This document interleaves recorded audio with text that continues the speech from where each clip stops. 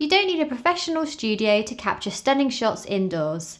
Today I'm going to show you how to create your own lightbox using nothing more than a window and some greaseproof paper.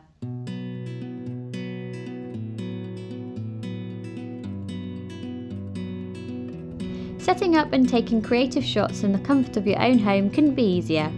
We'll be using our homemade lightbox to photograph flowers, but it can be applied to other items found around the home, such as slices of fruit. By sticking a sheet of white semi-transparent paper to a large window, we're essentially creating a mini portable home studio. The weight of the paper is thin enough to let light through and acts as a diffuser, while providing us with a clean white backdrop for our subjects.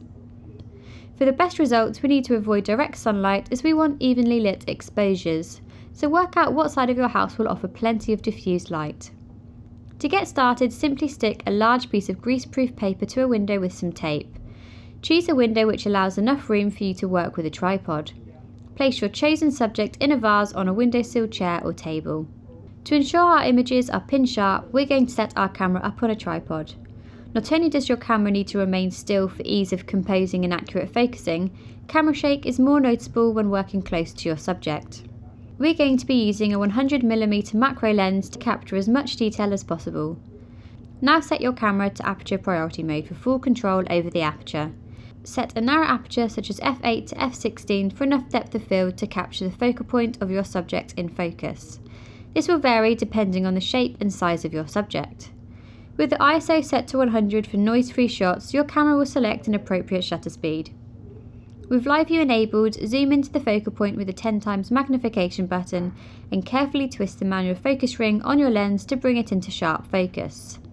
Attach a shutter release cable for complete hands-free shooting to avoid jogging the camera during the exposure. Take a test shot to check for your exposure.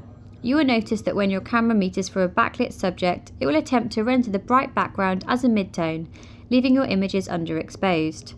So increase the exposure compensation by 1 stop to start with and take another test shot and increase more if required. Now you've got the exposure nailed, experiment by taking photos of a variety of flowers to see which one works best.